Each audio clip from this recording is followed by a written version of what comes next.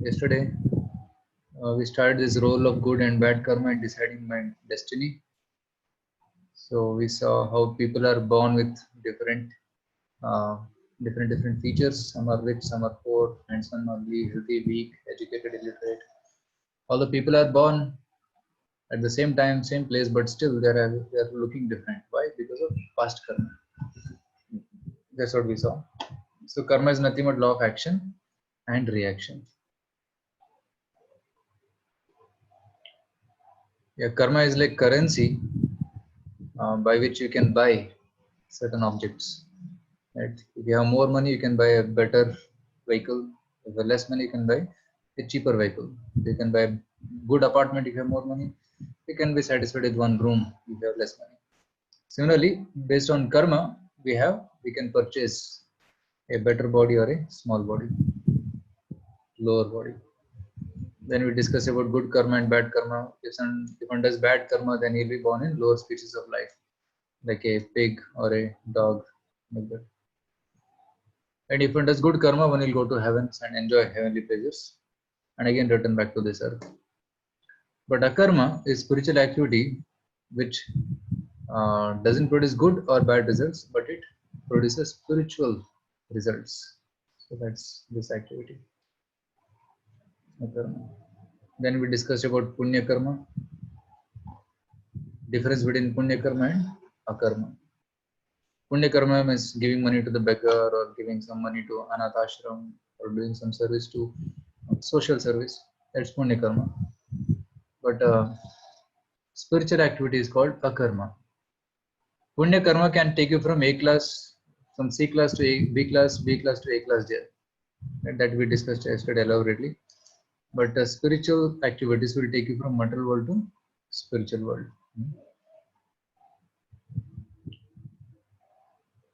And we discussed that how spiritual world is the eternal word of the Lord.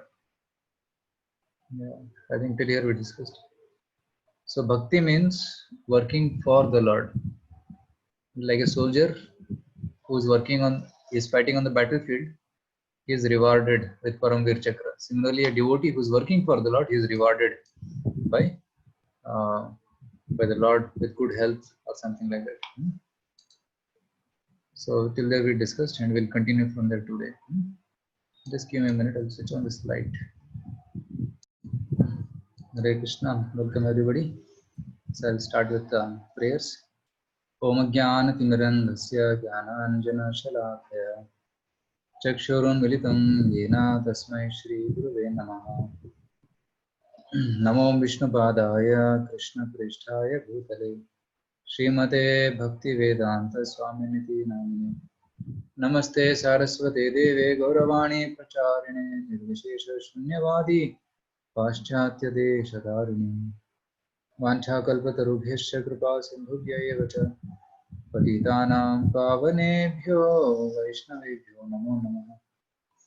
Jai Sri Krishna Chaitanya Prabhu Nityananda Sri Advaita Gadadhar Sivasadi Gaura Bhakta Vrinda.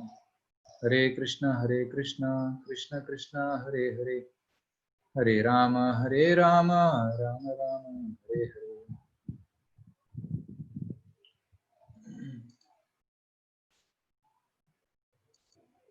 So we'll continue the discussion where we left yesterday. We just did a quick revision yesterday. Now let's see how karma is administered to us. Okay, who is keeping track of our karma? Right, that's called super soul. Yeah. Can somebody read this? Anybody would like to volunteer? Yeah. Anybody who could not get chance yesterday? Yeah, I can read. Yeah, who is that? Veena. Is my voice audible? Audible. Yeah. Okay. In every living body, there is a soul and a supreme soul, like two birds in a tree. One bird's soul eats sweet or bitter fruits and is happy or unhappy. Super soul is a silent witness. He is the super knower of everything about us. He is our supreme well-wisher and gives us knowledge, forgetfulness, remembrance, and inspiration as per our desires and karma. He keeps track of our karmic reaction accounts. He arranges for the particular body and circumstances we get in the life. He sanctions pleasure and pain to all of us, to what we desire and deserve. Yeah. So let's open this shloka 13.23 and see what Krishna is telling there.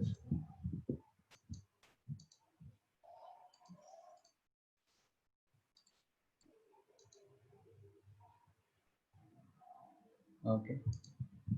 So Bhagavad Gita 13.23.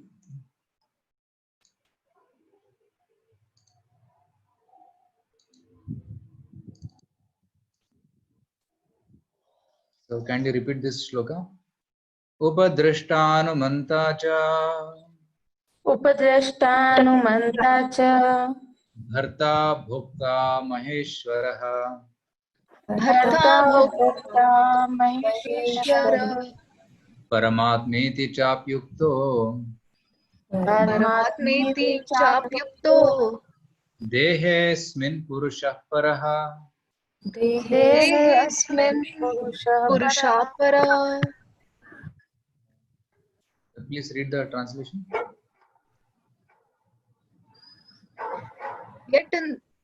Yet in this body there is another, a transcendental enjoyer who is the Lord, the supreme proprietor, who exists as the overseer and permitter, and who is known as a super soul. Yeah. See, the Lord is called as a transcendental enjoyer, the supreme proprietor. See, so his activities are given here. Upadrashta is the overseer. Whatever we are doing, Lord can see us, see it.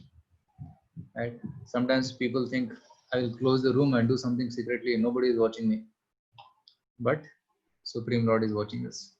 It is said that on Amavasya night, in a dark cave, on a black rock, if a black ant is crawling, Lord knows it, but we cannot see, but the Lord knows it.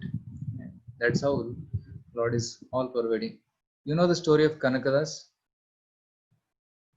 Kanakadas and the banana? Okay, I'll tell you. So Kanakadas is a great devotee in Karnataka. He's a devotee of Lord Krishna, and he was a disciple of Vyasa Tirtha or Vyasaraya. So one day, Kanaka was a disciple of Vyasaraya, and he had other Brahmana disciples also. But Kanakadas was not born in a Brahmana family; he was born in a low family. But he was a great devotee. So other Brahmana disciples of the Guru, they were not valuing Kanakadas very much, and they were always criticizing him and putting him down like that.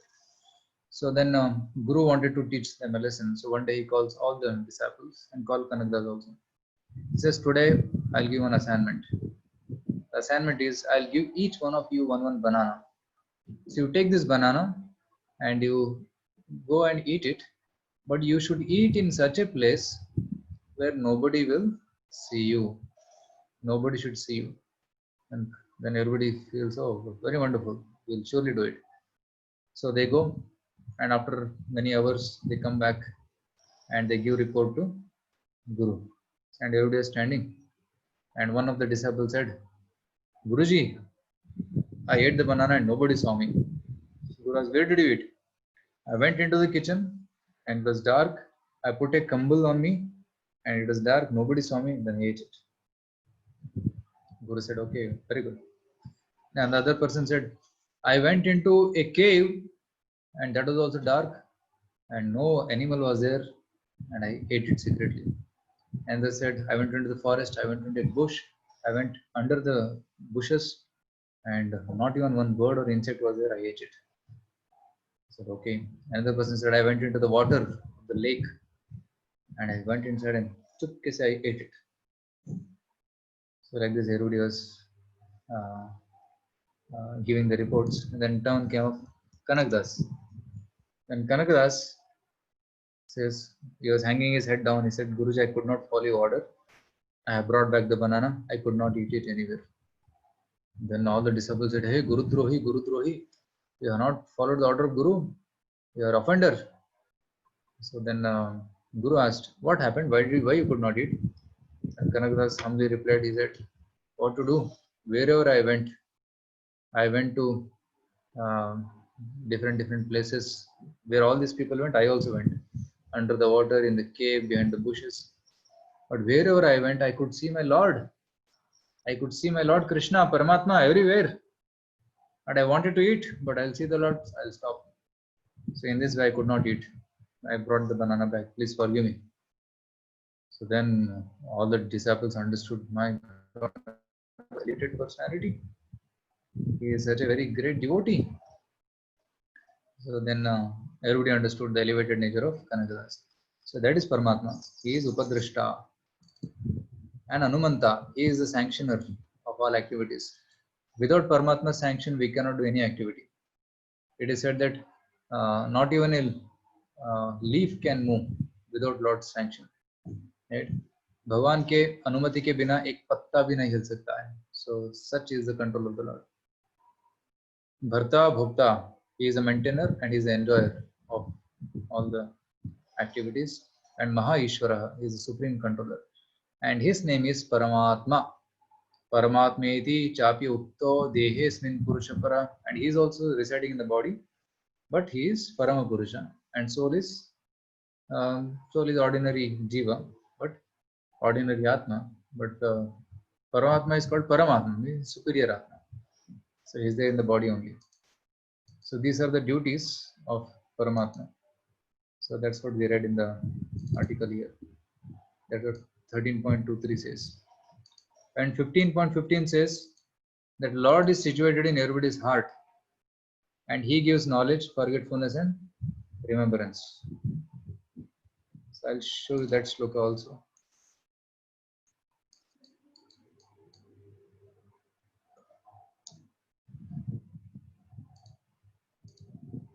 Kindly repeat this verse. Sarvasya chaham hridhi sannivishto सर्वस्य चाहं हृदि सन्निविष्टो matta smritir jnanam apohanam cha. मत्तस्मृतिर्ज्ञानमपोहनं च. Everybody can try to recite.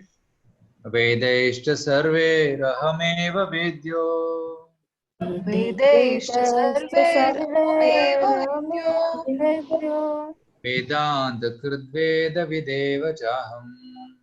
वेदान्तकृद्वेदविदेव चाहं.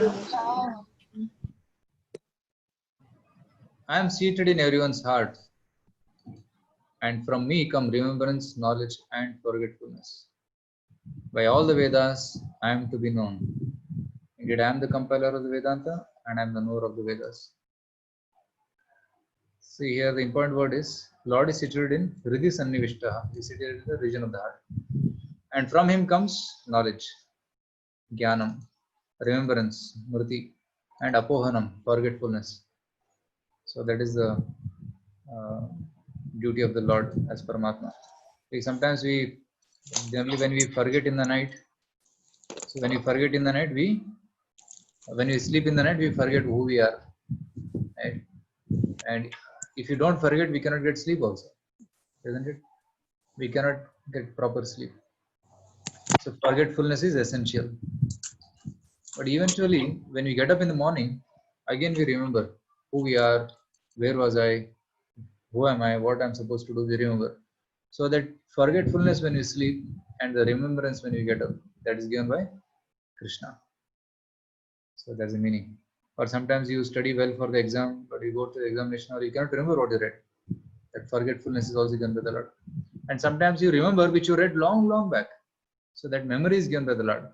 So that control valve is in the Lord's hands. And he says here, Vedesha Sarver Ahameva Vedyo. By reading all the Vedas, I am to be known. Krishna is to be known. And Vedanta Krit Vedavi Devachaham. I am the knower of the Vedas. I am the writer of the Vedas. That's what he says. See, many people read Bhagavad Gita, but they cannot understand Krishna. They don't understand Krishna at the conclusion of Gita. So we have to actually understand that the conclusion of reading all the Shastras is to understand Krishna and surrender to him. So that's the point Krishna is telling in this shloka. Really. So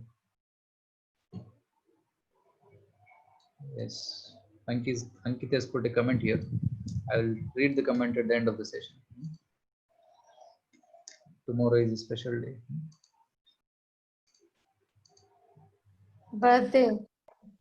Yeah. Tomorrow is Ankit's birthday. He's telling all the devotees can give blessings to him. So we'll chant once Hare Krishna mantra for Ankit. Hare Krishna, Krishna Krishna, Hare Krishna Hare Hare. Hare Ram, Hare Hare Ram, Ram, Ram Ram Ram, Ram, Hare Hare. आजाद नहीं रहे थे.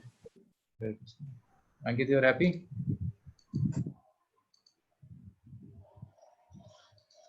You are able to hear us, Ankit? I don't know whether he's able to hear. Anyway, we'll continue the session. So Lord keeps track of our karmic account. Whatever we are doing, he is observing. It is said that Lord's name is Animesha. Animesha means he never blinks his eye. It's always open. We are blinking our eye. When we blink, we may miss seeing something.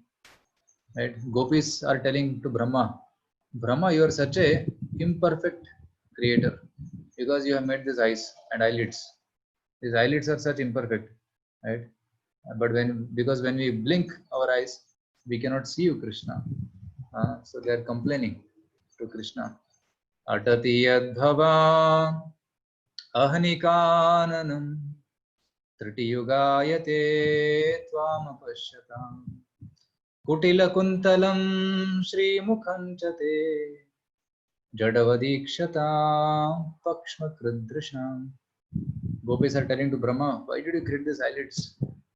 We are not able to see Krishna's beautiful face with his curly locks of black hair. You are imperfect. You are Jadavat, he's telling.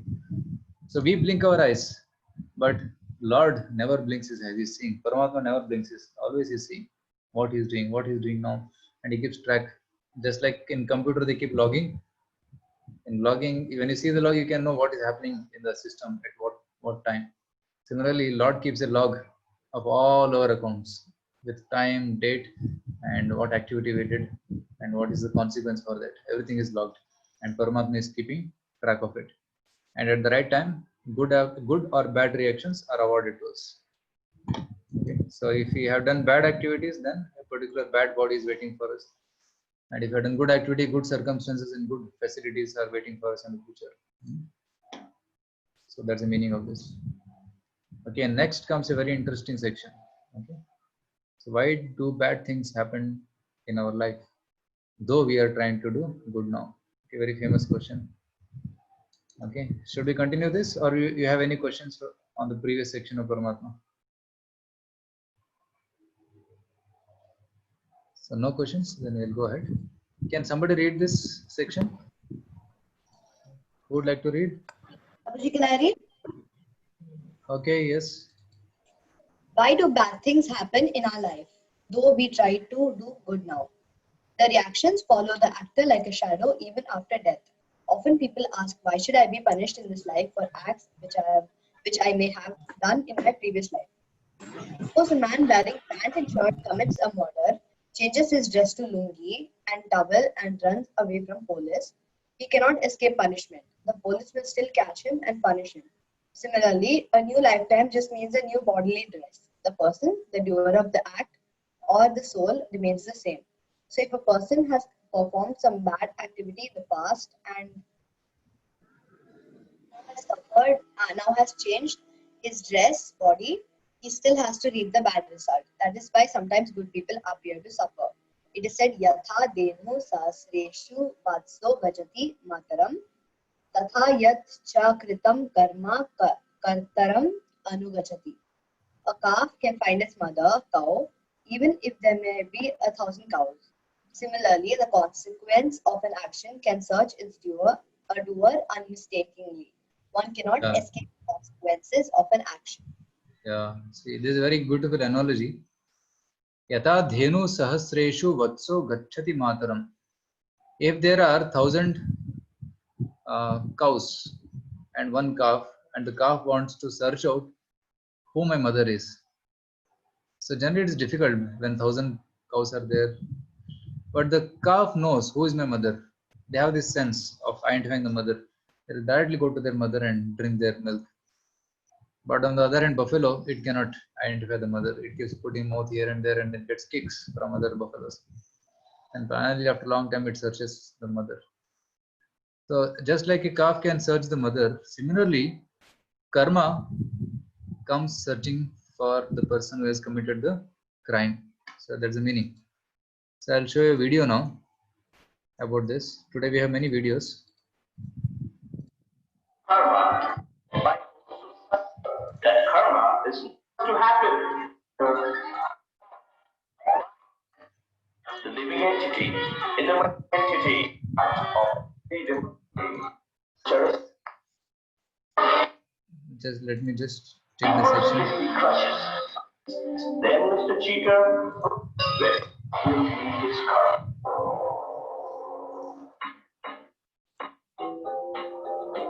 He will Okay, I'll share it now from here. You can just watch this. Is it visible? He mercilessly crushes a small bug under his shoes. What will be his karma? Let's find out.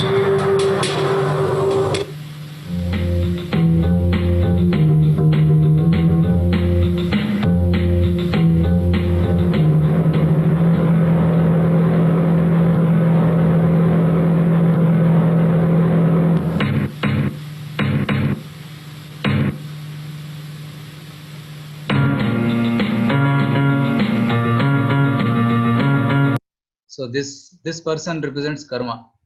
So he did some activity. Now karma is following him.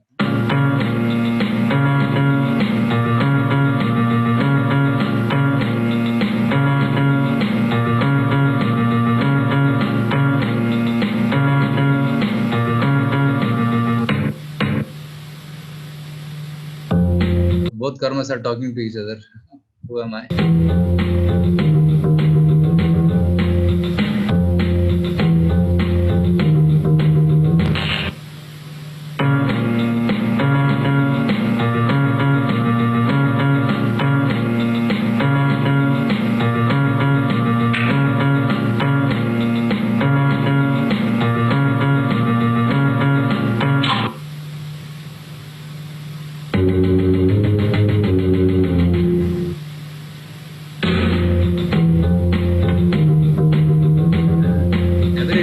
Every action is producing reaction.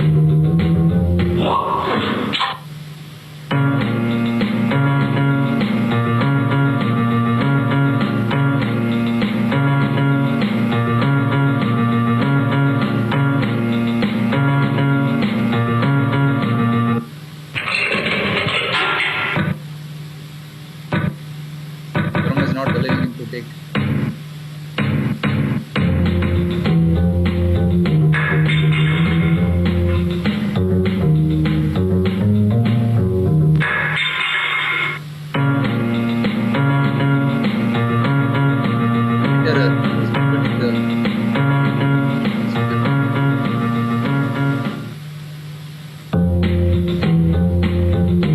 He did so many simple activities there.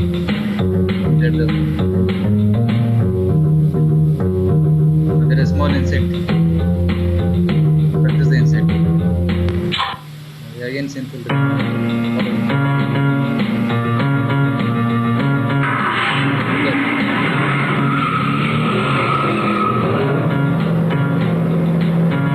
Following him.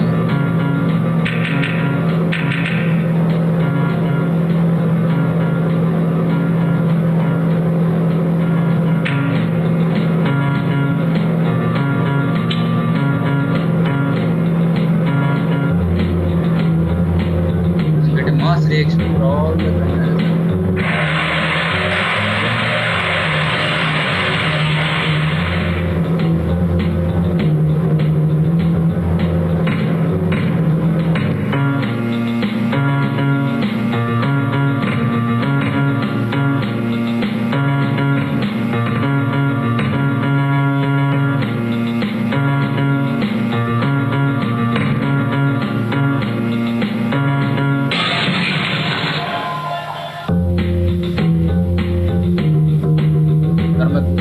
reactions. In studying the science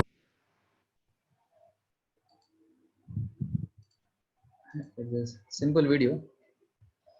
Were you able to understand what is happening there?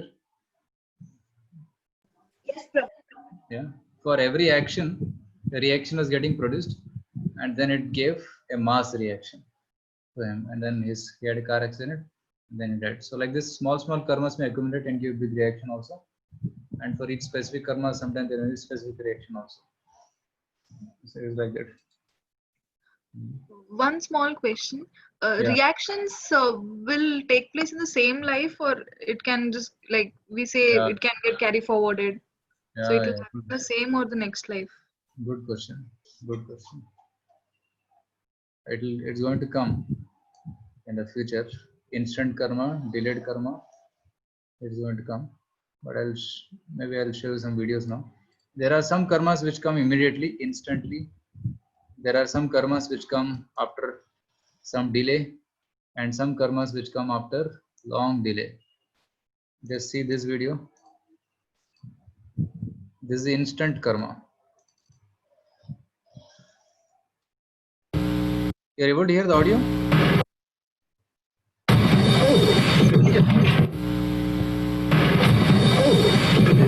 Karma. Just do it. You'll get just instant karma. Right? So he's trying to put some marking on the horse, and the horse kicked him. So that's called instant karma.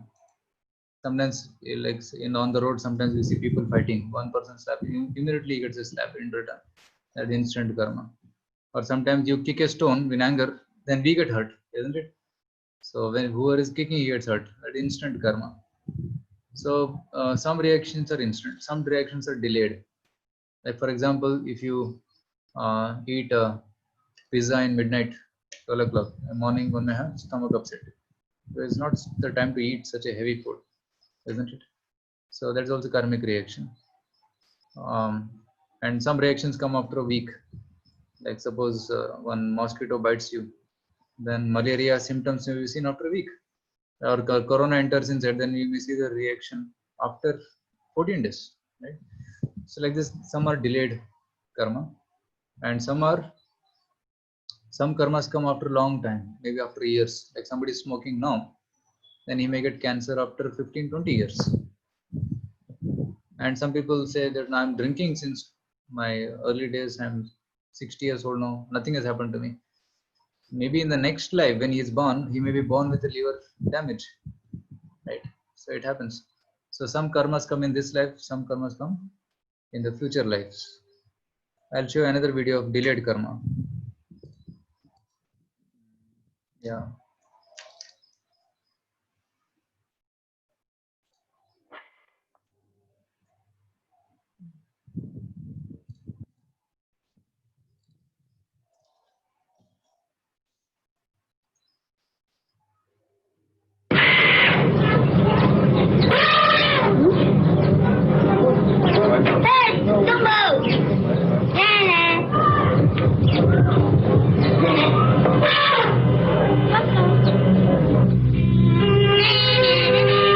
See, it showed tempted it with a chocolate, but he didn't give the chocolate. He himself ate it. The elephant felt very upset.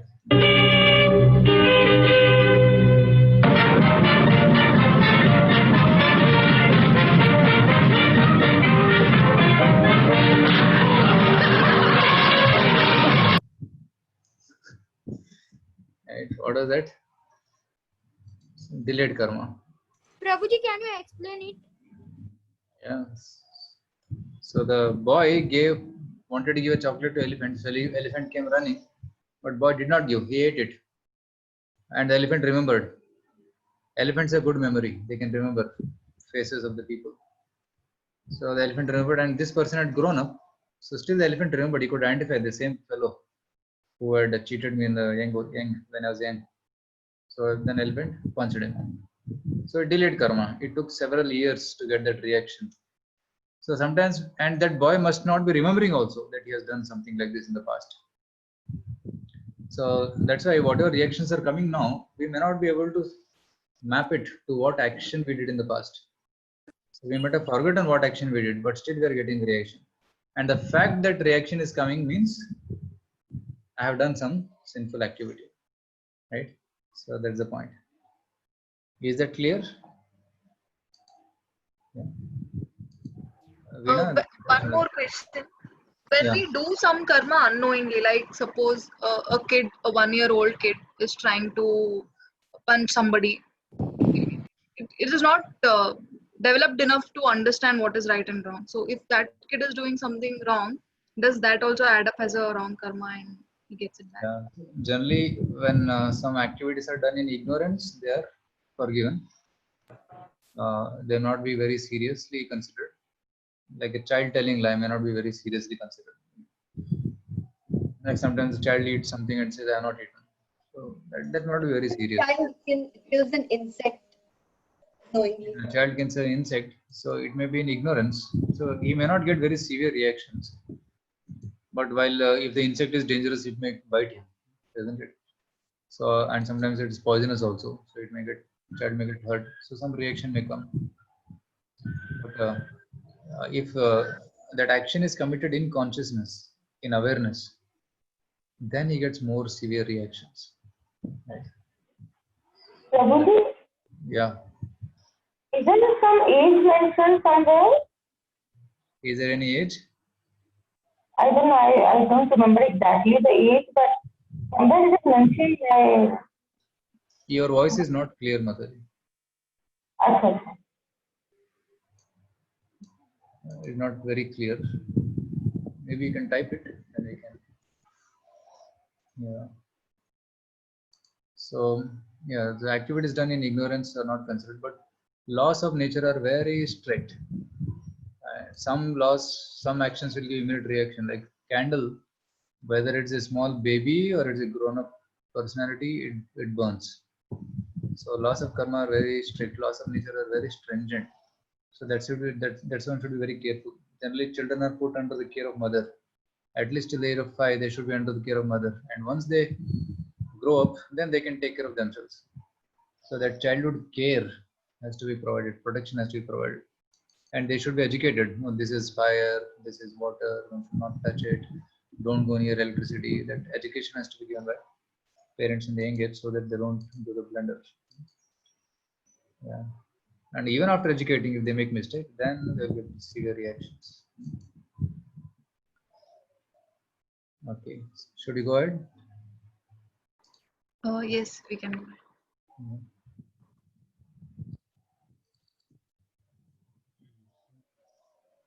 I have many videos, but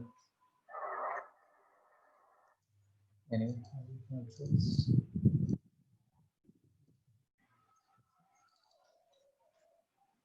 Okay. Yeah. Yes. Can you continue reading? Who's reading? Past action, present reactions. Why such things happen can be understood with an example. In villages, huge vertical barrels are used to store, say, up to 10 tons of rice. The grains are stored from the top and they can be taken out from below. Suppose a farmer stores third-class grain in the first year and first-class grain in the second year. When he starts taking out grains from below, the old third-class grains will come out first, although he has recently put first-class grains. A child cannot understand how or why this happens, but an intelligent person can understand it. Similarly, an apparently pious person who may be suffering is reaping the effects of impious activities performed in this or previous lives. Thus, the principles of reincarnation allow us to view life with a much better perspective from the standpoint of eternity. From this point of view, one brief lifetime is seen not as the entirety of our existence, but as just a flash in eternity. With this broader vision of universal justice, we can see how each individual soul is alone responsible for his own karma. The laws of reincarnation operate impartially to award each living being the destiny he has earned by his previous actions. So in villages, they have structures like this. where they keep storing the grains from top, and from below they will remove. So when they put some good grains on the top, but still they cannot access it. Old grains keep coming. Although we are doing good now, still old bad reactions may continue coming. Right? That's the understanding. So even if you are doing good actions, old past bad reactions may come and make us suffer. Right? So that's the understanding. And sometimes people may be doing bad, means harvest may be bad, but good grains which are from the past, they may be coming. So in this way, sometimes it may appear that good people are suffering and bad people are enjoying. So it's by the law of karma only. So laws of karma are impartial. Whatever one has done, he'll get it back. Next question: can good karma cancel bad karma? Right? If one has done some bad karmas, then he'll do good karma and cancel it. No, that's not possible. So let's see here. Can somebody else read this section? I will read it. Somebody who was not read yesterday, I want them to get a chance. I haven't read. You haven't read? Okay, please. Yes. King Narga becomes a lizard. There is a story of King Narga. So we have to read this also. Okay. Can good karma cancels bad karma? Good karma and bad karma do not cancel each other. One must suffer all bad karma and enjoy all one's good karma, as will be seen in the Puranic history of King Narga as given below. But if one somehow renders devotional service to Supreme Lord, then one can be liberated from all his good and bad karma and go back to Godhead. Puranic history, King Narga becomes a lizard.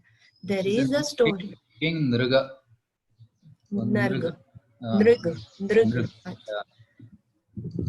There is a story of King Nriga in the Krishna book that teaches how good karma alone is not enough, but without connection to Krishna, it is useless. He was a very pious and generous king. Once he gave a cow in charity to a Brahmin. Somehow the cow wandered back into the king's herd, and the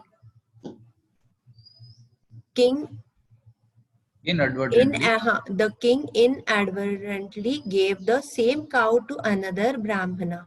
Later, both Brahmanas demanded the same cow and even refused to accept a lakh other cows. Thus, they became angry that the cow given to them was taken back. This caused a sinful account for King Nriga. At the time of his death, King Nriga was given the choice either to enjoy his pious reactions first or to suffer his sinful reaction first. He chose to suffer his sinful reactions first, and immediately he was turned into a lizard. So see here is a lizard. He becomes a lizard actually, but later he becomes delivered by Krishna. Oh. So he was given an option whether you want to suffer. See here the point. His good activity did not cancel his bad activity. What was the bad thing he did? One cow came back, and that same cow he gave it to other Brahmana. That was a bad reaction, bad karma. And good karma was he had given so much to others. But Prabhuji, he might not be knowing, na? It came on her own. The cow came on her own. But yeah, that's the lesson here. That king should be very attentive when he is doing his duty. If one is not attentive, then if he makes mistake like this, still he gets reaction. So that's why laws of karma are very stringent. They will act very strongly. So that's why one should be very careful. That's the lesson this story is telling us. Yeah. So charity once given should not be taken back. But once you give a gift to somebody, you cannot claim it back. So that's another lesson we can learn from this. Yeah. So we'll read what happens to him next. Yeah. Once the family members of Lord Krishna, such as Sambha, Pradyumna, etc., went on an excursion, they found a large lizard within the well. They could not take the lizard out.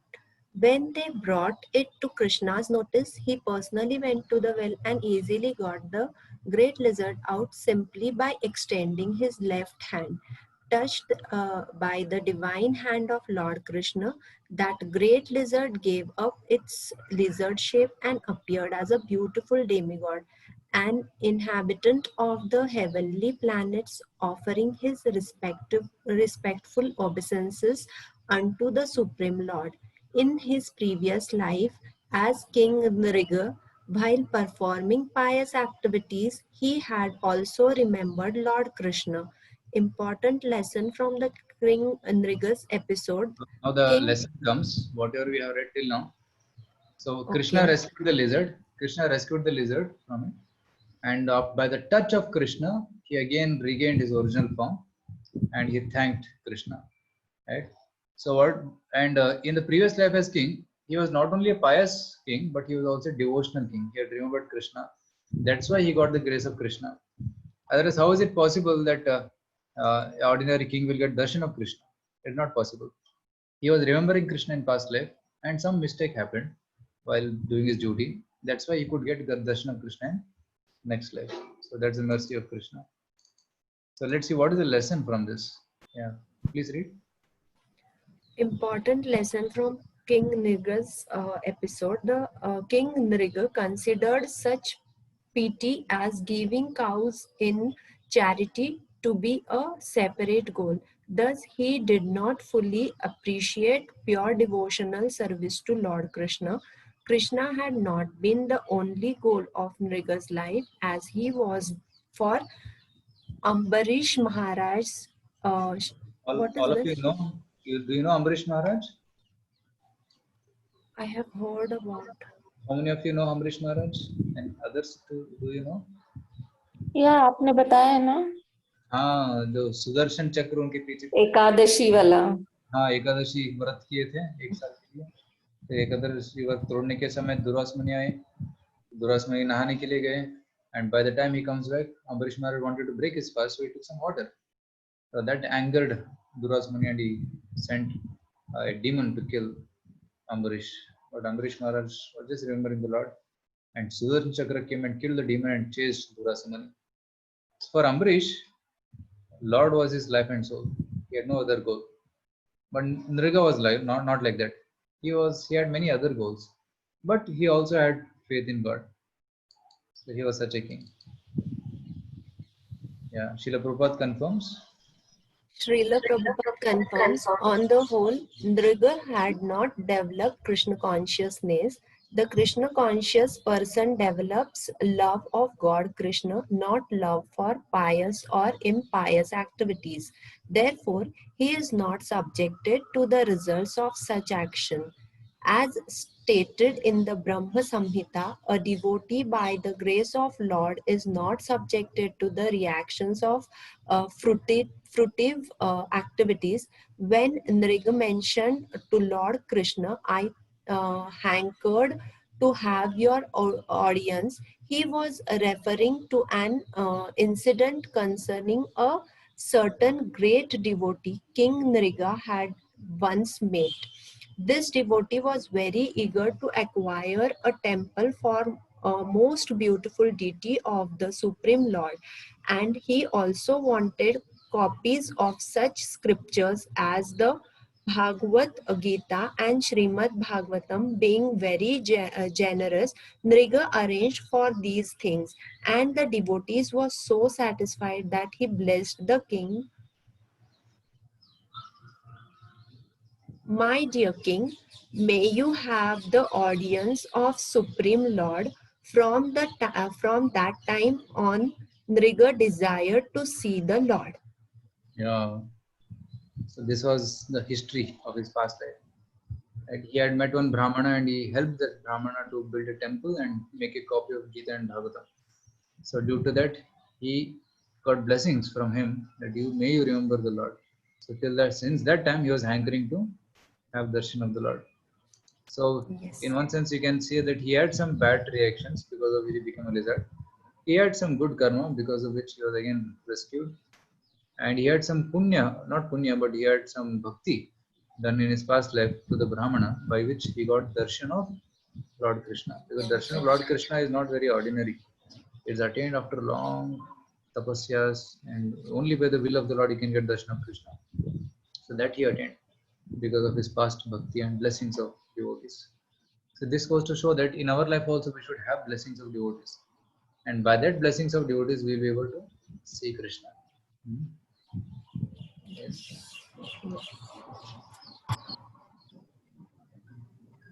So here is an exercise which you can do on your own, maybe. So there is example and concept. Right? Example means like offering uniform clothes, notebooks, water makes one owner of textile, printing press, etc. Right. And concept is right. Pious mundane activities produces material results in next life, but cannot elevate into the spiritual world. So like this, you have to match it. I'll be sharing this article with you, and you can do this exercise in your home. Now comes the delayed logic of for believing that reactions to our karma may come in the future life. Right? Like already question was asked by Veena that how those reactions come immediately or in a delayed way. Yes, so both are true. Some come instantly, some come delayed, and some come super delayed. So all these examples are given here, which I already told. So if you slap somebody, then you get slapped. If you steal something, you may be caught in few hours. If you eat heavy dinner, stomach may be upset next day. A clever murderer may be caught after few months. If one doesn't study an exam, then in the yearly exam he'll fail, right? And if during youth one squanders all wealth, one will be left with nothing in retirement, right? There will be no savings. Right? In this way, one is awarded reactions at different times. Now, here's the interesting story of Dhritarashtra. Yeah, can somebody read this? Why all sons of Dhritarashtra were killed in a battle? Who would like to read?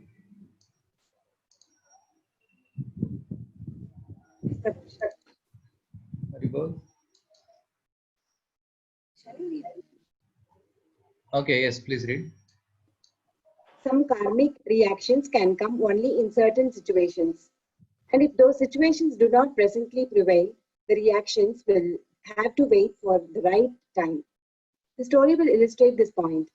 A certain hunter killed 100 birds even as the parents were alive. The hunter was to suffer for this sin by seeing his own 100 sons dying before him.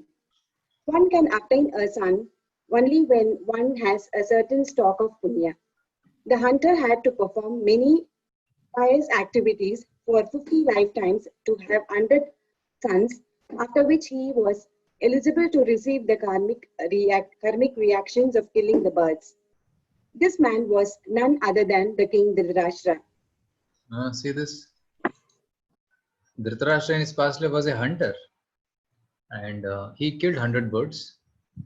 And to get the reaction of 100 children being killed, he had to wait for 50 life to attain punya, because to get 100 sons is not a joke.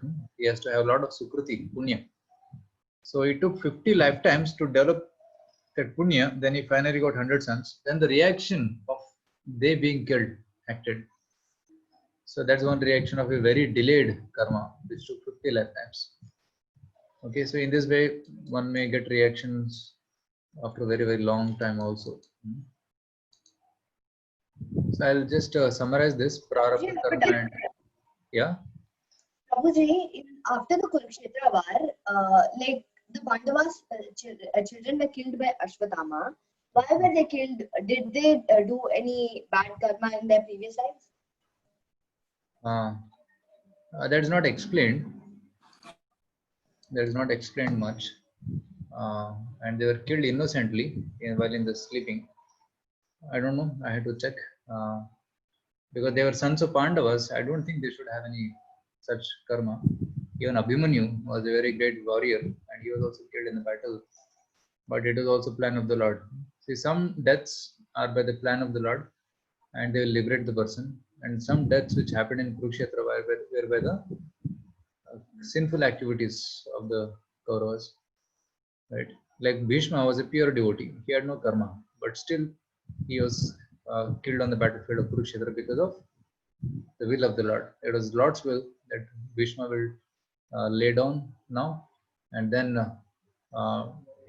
when he was sleeping on the bed of arrows, he will be glorified because he will speak instructions to Yudhishthira and chant Vishnu Sahasranama. So in the battlefield of Kurukshetra only, while lying down, Bhishma spoke the beautiful Vishnu Sahasranama, which is famous, which goes to show that Bhishma, even in that painful situation, he was very clear in his thought. He was very pure. Right? So some deaths which happened on the battle were by the will of Lord Krishna, and some were because people are sinful and they had to die. So both cases are there. That's how we can understand this deaths. Okay. Yeah. So I hope that answers your question. I will go ahead to the next section here. So these are some new points I'm going to introduce now. So we'll not read this, but I'll summarize these points. One is Prarabdha Karma and Sanchit Karma. So what is Prarabdha Karma and Sanchit Karma? Sanchit Karma is the karma which is accumulated since our past. Like suppose you have a water tank on top of your terrace, and you keep putting water into that, isn't it? It keeps accumulating. So that tank is called Sanchit Karma. Whatever activities you have done till now, all that is accumulated there. That is Sanchit. And when you want to take bath or you want to cook something, you open a tap and take a bucket of water. So that one bucket is called Prarabdha Karma. So when you are taking birth, when you are born, for every life, a particular quota of that Sanchit Karma is given. Okay, full karma is not given. Only part of it is given. So the amount of happiness and amount of suffering in this life is fixed based on the Prarabdha Karma. So that's called Prarabdha. Is it clear? Sanchit means full collection of karma. Prarabdha means for this one life, how much suffering and happiness I have to undergo. That's called Prarabdha. Okay. So is it clear? Then I'll go and explain further new points here. Is it clear about Sanchit and Prarabdha? Okay. Yes, Prabhuji. Okay, thank you. So Prarabdha Karma will take different times to fructify. Okay. And yeah. But Prarabdha Karma can be removed by surrendering to Krishna. But if one takes shelter of Supreme Lord Krishna, Aham Tam Sarupapebhyo Moksheshami Masacha, all the sinful reactions can be removed. Even Sanchit Karma can also be removed by surrendering to Krishna. That's a one-stroke process. Now there are different points here: Kutam, Bijam, Phalonmukam, and Prarabdha. The one thing is we have got Sanchit Karma and Prarabdha Karma, but we also have got desires to commit sin.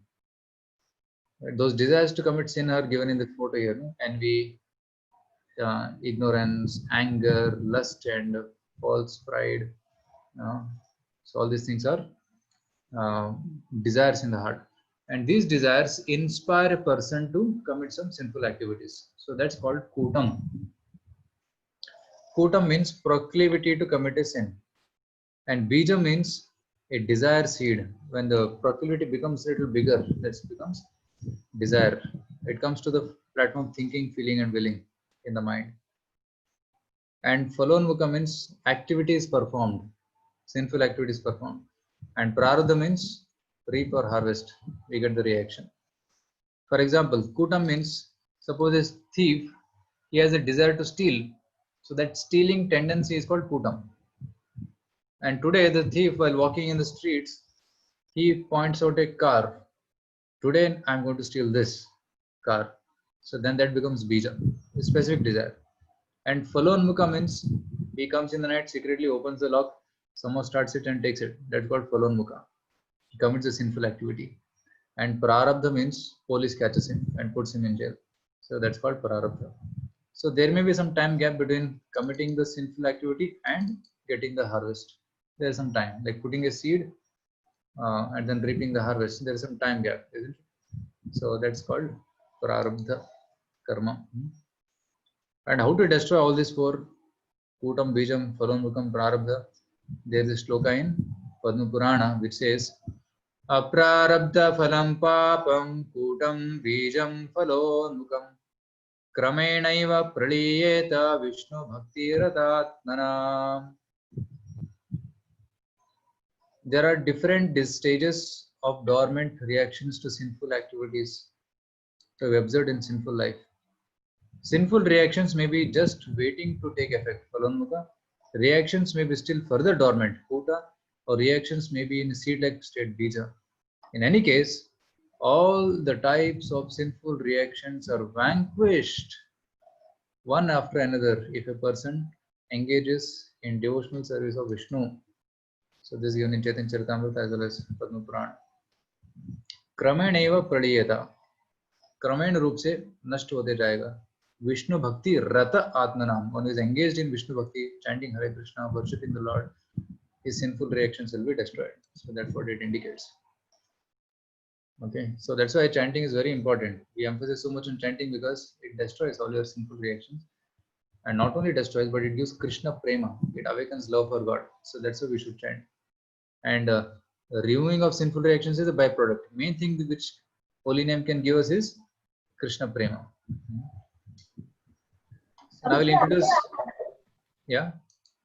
Prabhuji, if a person he steals for something good, which karma does it come on? It comes in good karma or bad karma? Yeah. So it comes in good karma. He wants to do something good, or he steals for good. He wants to do something for. He wants to do something good, so he steals someone who's in need of the money. Oh, okay. Actually, that's not the ideal standard. If something good has to be done, then he has to. It depends upon who is he, right? I remember that in Srirangam there was one devotee, and he was stealing because he wanted to get money for building the temple, right? And whoever was coming there, he was stealing their money and then building the temple. So that was his desire, and he was a great devotee of the Lord, and he wanted money. And these people, they were hoarding money and not releasing money, and they were enjoying money. So he felt, instead of they enjoying money for sense gratification, let me use it for building temple for Krishna. So he did it, and Krishna was so pleased that Krishna himself came and he wanted to steal Krishna's jewelries and Lakshmi's jewelries. And later he understood actually Krishna and Lakshmi, Vishnu and Lakshmi had come. Right? You know this story? It happened in Srirangam. I don't know the names of the devotees. So it depends on who is doing it, right? So if a great devotee like that is doing, then he's engaging, and they don't see it as stealing. They see it as everything is property of Krishna. I'm taking it and using it in Krishna service. So they don't use anything for their sake. So then that is appreciated. But if somebody steals for his enjoyment, then that is sinful, right? It depends upon what consciousness he is doing it in. So then there are 5 different karmas we do on a daily basis. One is Nitya Karma. Nitya Karma is prescribed daily duties like chanting Hare Krishna, reading daily, etc. That's Nitya Karma. Naimittika Karma means occasional ad hoc duties like preparing for a festival, which come occasionally, like Janmashtami will come, Radhashtami will come, Diwali, Dashara, they are Naimittika Karma. Vihita Karma means ordained duties that our authorities have told us to do, like doing studies or working a job. These are Vihita Karma. And Kama Karma means duties that we like to do, like your hobbies, like learning Mridanga playing or Kartal. Sometimes in temple I teach Mridanga and Kartal. So that is Kama Karma, singing, learning Sanskrit, Kama Karmas. And Nishiddha Karma means prohibited karma, prohibited activities like breaking 4 regulative principles, right? So this is the example. Like for a child, to be with parents in a car is Vihita Karma, playing in Shishore is Kama Karma, entering ocean is Nishiddha Karma. Right? Similarly, for a king, marrying one life is Vihita Karma, marrying many wives is Kama Karma, and going to a prostitute is Nishiddha karma. For a student, eating Krishna Prasad is Vihita karma. Eating very opulent foods occasionally in big festivals is Kami karma. Eating non-vegetarian food is Nishiddha karma. And for a student, doing studies systematically is Vihita karma. Taking the well-prepared notes of some friend and photocopying it and studying is Kami karma. And not studying and copying from another boy is Nishiddha karma. In this way, we all can know how to act and not act while living in this world in order to not unnecessarily accrue bad karma. At the same time, safest action is Krishna conscious action, which is meant to please the Supreme Lord. Right? So we should avoid Nishiddha karma.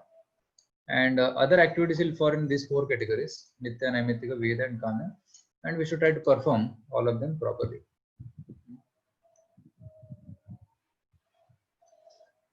So, and another section, forgetfulness is of the cause is no excuse. If a thief may tell the police that he does not remember having committed a particular theft, but if he is found guilty, he will be punished. Similarly, our forgetfulness of the cause of our suffering or enjoyment will not alter it.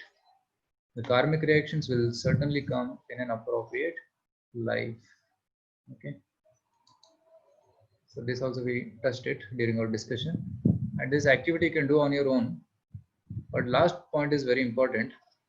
Why does, because it relates to the current scenario also, why does God mercilessly create natural calamities killing thousands of life?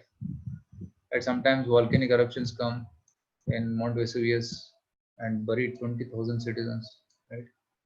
And Titanic submerged, and tsunami killed 3.5 lakhs, and hurricanes come and cause blackouts, and telephone nets are cut, and all these things. Why?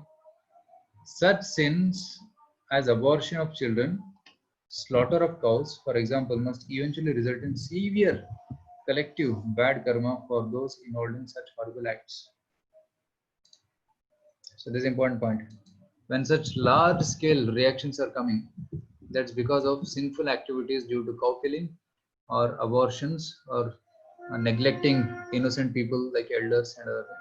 So they'll cause sinful reactions which will affect everybody. Right? Now meat eating has increased a lot. I heard that in India, only 33% are vegetarian and remaining are all non-vegetarian. Means 67% are non-vegetarian. So can you imagine so many innocent animals are being killed? Right? Recently, one elephant in Kerala ate some fruit with crackers and it got hurt and it died, and that became a big issue. And people are showing sympathy that it should not be done. That's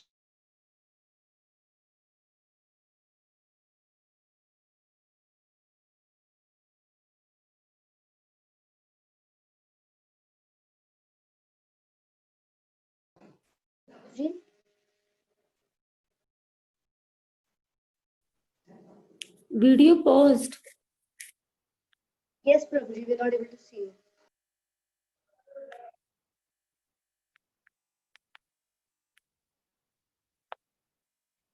Prabhuji, your video is paused. We can't see anything.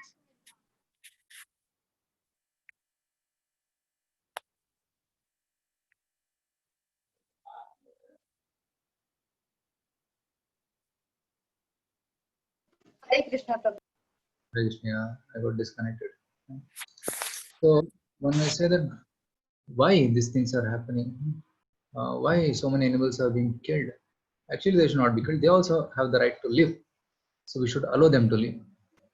So when we are telling like this, one person started arguing with our devotee, saying that if you don't kill them, then the cycle, what is it called? Food chain.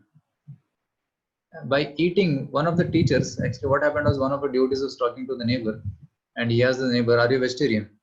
And he said, yes, I was a vegetarian few months back, but the teacher in my school told me that if you don't eat this chickens, then the farmers will die, because they are growing this chicken and the farmers will suffer, they will die. In order to show compassion on those farmers who are growing this chicken, you should eat chicken. And hearing this, she started eating chicken. I was thinking, so foolish it is, such a foolish argument. Why should we grow chicken first of all? Krishna has given so many wonderful grains and fruits and nice flowers which can be consumed. Nice vegetables are there. Why should we eat non-vegetarian? Right? So much is there to eat. So we should uh, not do this, but actually one should be vegetarian. So we told him like this, and then he said, "I will go and tell him." So such kind of foolish arguments people put, and they are encouraging people to eat chicken. Nowadays, advertisement is coming that no, bacteria-free chicken, something like that, and people are and they're telling chicken eating will not cause corona. Please eat, please eat. Somehow they want to make business, right? So, and this is a root cause of major sufferings, calamities which come in the world: abortion and cow killing, and even innocent animals killing. Right. So that is the cause of mass karma. Right. Prabhuji, Yeah. Prabhuji, at what time the meeting will end? We'll end in another 5 minutes. Yeah. Okay. See here, there is an article. Yeah.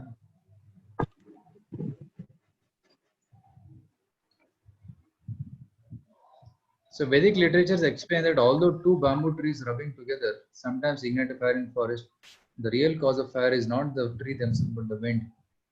The wind is referred to bad karma done by people that brings them together. Right? Sometimes we see friction happening between two bamboos and creates fire, but actually it is caused by the wind, which is karma, and people fight. And even wars also happen because of mass karma. If two countries have mass karma, sinful karma, then they'll start fighting. So that's how many people get killed. See in this photo, this very interesting photo. Here, this man is killing a cow, but he is preparing a cow's body for the future, and he will be killed by somebody, right?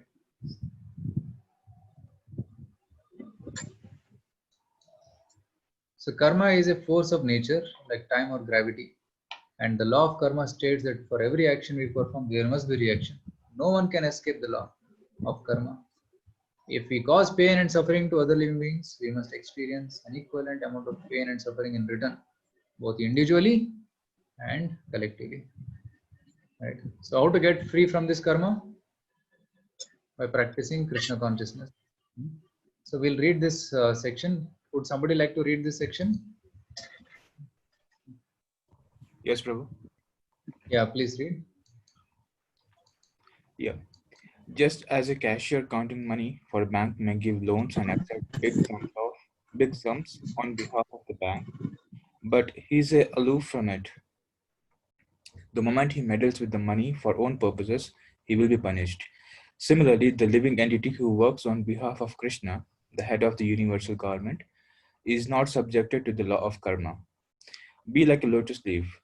By chanting Hare Krishna every day, studying Srimad Bhagavatam, eating only Krishna Prasad, and engaging in devotional service, one can rise above all problems of this world. One who performs his duty without attachment, surrendering the results unto the Supreme Lord, is unaffected by sinful action, as the lotus leaf is untouched by water. You know this concept, lotus leaf, when you put in water, it doesn't touch the water. Even if you put water on that, water will slide. So, Padma Patram Ivam Bhasi. Just like Padma Patra stays on water, similarly, we should stay in this world by not getting karma. So, what we should do is we should try to remember Krishna all the time. If you remember Krishna all the time, like you keep chanting Hare Krishna and read Bhagavad Gita in the morning and then in the evening. So, what happens? Our consciousness is getting purified. We'll become like lotus in a pond. We will not be affected by bad karma. Pond is like bad karma, material world, and lotus is like spirit soul.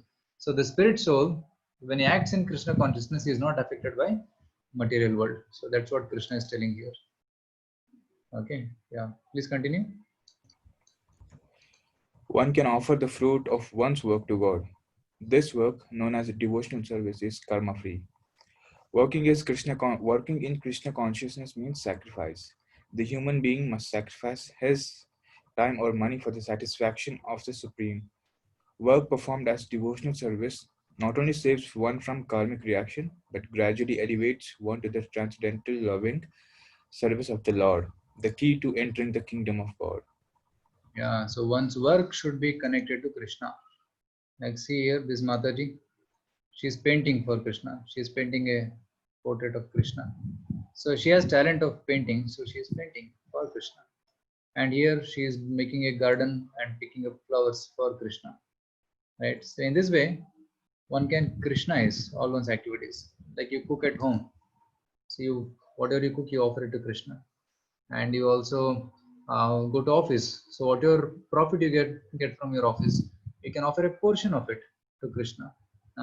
Like many of our devotees, they give a portion of their salary to Krishna. So then that becomes Krishna's. It becomes purified. So in one sense, whatever you are getting, you offer it to Krishna. Yat karoshi, yadashnasi, yat juhoshi, dadasi, yat tapasyasi, kaunti, tat kurusha madarpanam. Krishna says, offer it to me. Whatever you eat, whatever you do, whatever you speak, whatever you do, yajnas, your karma and tapasya, offer it to Krishna. So then that becomes spiritualized. In that way, one can be not affected by this material world, and one can stay like a lotus in this material world and not get any karma and remain pure, and then go back to Godhead in this life. So that's the solution. So in this way, we can understand that how the role of karma in our life. So we have to purify our bad karmas, we can purify our good karmas, and do karma or devotional activities and come closer to Krishna and reach Krishna. That was the essence of today's discussion. Okay, so I end my session here. Does anybody have any question? Maybe we can turn on the video now. Prabhuji, yes, Prabhuji. Yeah. I couldn't question in the middle. Prabhuji, can't the karma be like instant for always? Like, because if we do some sinful activity, if we want to, I mean, if the reaction gets immediate, so we might realize that this is what I was doing. So we have to turn into good thing or do good karma, or else we can understand about a karmic reaction. Isn't it the right thing? One way you're telling that if instant karma is given, instant reaction is given, then one may understand that I should not do it. Right? Yes, Prabhu. It like happens always, not. You put hand in fire, immediately it burns, which shows Yes, that. Prabhu. Yes, Prabhu. No, I'm not talking about some things. I'm talking about all times. At all times, why can't we have instant karma? No, it may be that one will not be able to handle that kind of karma. Right? If one does sinful reactions and instantly he gets huge karma, then he may not be able to handle. So then Lord may wait for some more time to give him that karma. Or the current body may not be fit to handle that karma. So he may be given another body, and in that body he'll get further karma. So actually laws of karma are very intricate. Why one gets reaction immediately, why one gets reaction after daily time, it's very difficult to understand. But in concept, we can understand that we may not be able to tolerate that kind of heavy reaction which may come. So that's why Krishna delays it. Prabhuji, and for the sinful reactions, we face punishments in hell also, no, Prabhuji? Like if you drink alcohol. That is special treatment cell. Like in jail also, they have first degree, second degree, third degree treatment. Right? So if some thief doesn't agree by first degree treatment, they'll use third degree, second degree. If that also doesn't agree, then they'll put him upside down and beat him at third degree. Then he'll say, yes, I have made a mistake. So similarly, people who have done very sinful activities, they go to hell, and there are 28 types of hell. And in one hell, they put him like a pakoda and fry him. Another hell, there is a lake of stool and urine and blood and pus, and they put him drawn in there. There's another hell where there are birds which come and eat him alive, open his intestines and eat him. So Raurava, Kumbi Paka, Maharaurava. So like this, there are different 28 hells mentioned. So one is given special treatment there to reform him. And then once the karma is removed, major karma is removed, he is again sent back to earth, and in earth he removes his other remaining karmas. But major part of sinful karma is removed in the hell. And Prabhuji is some things like the regulative principles of intoxication or illicit sex or meat eating or gambling. People from the childhood don't know. I mean, don't have the proper understanding of we should not eat meat, or we should not drink alcohol, or we should not take so we should not go gamble generally. So isn't it wrong for the people who don't know at all? Like suppose let's take me as an example. In my family, we used to eat meat like it's a generally like how we eat vegetables and how we eat that's how we used to eat non-veg on special occasions or on Sundays. Still, my parents and some people believe that it is not a wrong thing to do, wrong thing to eat meat. Uh, See, from still the ignorance is not excuse.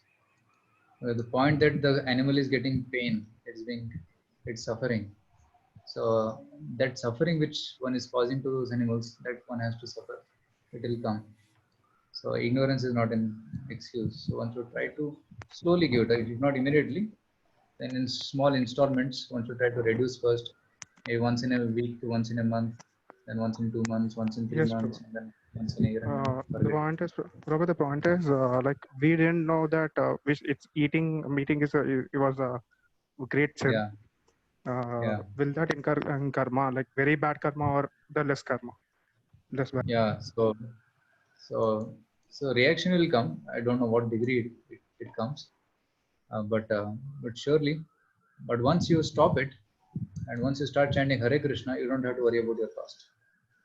Okay. So once you start chanting Hare Krishna, your sinful quota is reducing, and it will come to a stop. Right. So one should be sure of it. The reactions will come reduced, and then but one should not again go back to that habit. Now whatever happened in the past, you just forget it. It is just like taking a duster and cleaning the board. Right. Now when you start chanting Hare Krishna, it's like cleaning process has started. Now don't look back again to what was the past. Now just continue in the future. Try to lead a pure life, and Krishna will take care of all the sinful reactions. Aham tam sarvapapebhyo moksheshyami. Our duty is to surrender to Krishna, and Krishna will take care of the remaining. Okay. Prabhu so that actually, thank you, Prabhu. Yeah. Yes, Mataji. Yes, you said that the abortion and cow killing brought such a huge natural calamity, but the innocent people are also getting suffered. Is it like that? Because it is throughout the world is going on. Means few must have done this kind of sinful activity and everybody is suffering, or is it that everyone has done the... Everybody is not suffering to the same extent. Yeah, different people are suffering differently. So some people are getting a small infection and coming out cured. Some are getting serious infections and they're getting cured and coming out. And some are having casualties also. So you can also see that there's different grades of karma. Although the disease is same, but it's acting differently at different people. It means different people have different karma. So and it's mysterious. We don't know who has what karma. Yeah, but it is for everybody. Means everyone is under that threat, So whether it will come to us or even those who are not affected are also suffering. That is what karma. Yes, that is what I am asking. Whether we are not, we are right now not in that phase, but we are suffering mentally, seeing the news or going through. So that is what is due to our karma, or maybe yes, because indirectly one may be participating in this sinful activities. Right, we are also part of the problem because we are staying in this planet. We are also part of the problem. All the Bhishma and Drona were good, but because they were siding Kaurav, they also suffered. Similarly, although we are good, but still we are suffering because we are part of this problem. So we have to do something to rectify this situation by spreading this message far and wide. Right. So that's our duty, to spread the positive vibrations and tell them the right thing. Right. So Krishna is giving us an indication that if we keep quiet, then this atyachar and this sinful reactions are going to increase. So please do something. Start preaching now. Right? In fact, each one of you, whatever you have learned here, don't keep it with you. You first practice it and then try to share it with others. That's how it is. Okay? So you start practicing chanting Hare Krishna. You start reading these books. We'll send you some I'll send you these videos and materials. You're free to use them and propagate this message. Each one teach one while being taught by one. Right? Yes. I am teaching you and I am being taught by somebody. Now, right now, 7:30, my spiritual master is going to address. We'll learn from him. And then I am teaching you and you teach others. That's how this message should propagate. And then there will be transformation at a global level. Right? Yes. Yes. So we Thank should you. do our duty. Thank you. Hare Krishna. Thank you, Prabhu. Thank you so much. Hare Krishna. Can we just turn on the videos? We can see each other. Because we'll meet again next week. Hare Krishna, Rahul. Can we Right. keep the timings 6 to 7:30 if everyone is okay with this timing, Saturdays, Fridays and Saturdays? Is it okay? Yes, Yeah, Prabhu. sure. Actually, Prabhu, This time- I thought the same thing. I mean, yesterday it was 7 p.m., so I thought it's 7 today also. So I joined at 7. Like, I missed we it. sent- Yeah. So is it okay? See, I'm okay with 6 o'clock. If all of you are okay, we can do it at 6 o'clock. Our ideal time used to be 6 now, Prabhu. Okay. The 6 first to course. 7:30 is a good time to, And then you can take your dinner and cooking and other things, right? Yeah. So then next Friday we'll keep it at 6 o'clock. Hare Krishna. Hare Krishna, Hare Sitaram. Krishna, thank you. Sure, Prabhu. Hare Krishna. Chandrasekhar and others also can come.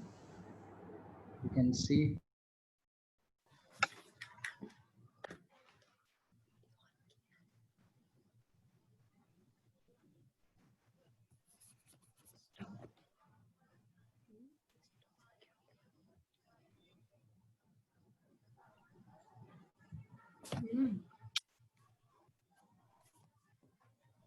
And for Rishi, I'm planning to get Mahabharata and Bhagavad Gita book. So where can I get it, Prabhuji? We have it in our temple. We have it in ISKCON. So you want it? Yes. Mahabharata and Bhagavad Gita in English. Prabhuji, your video is paused.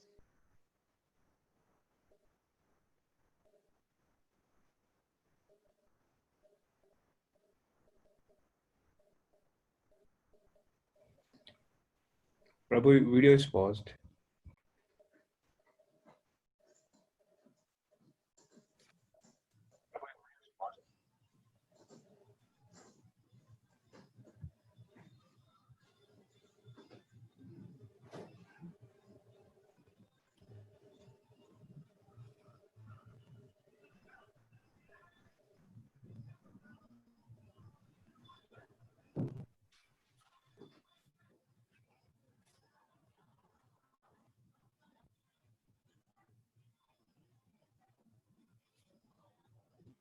Yeah, somebody was asking about Bhagavad Gita and Mahabharata. Yes, Prabhuji. I wanted to get We those. have it. We have it here. Okay. You can see also.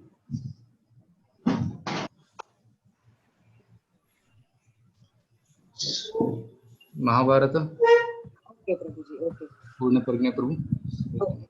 And Yeah. but how will you take it?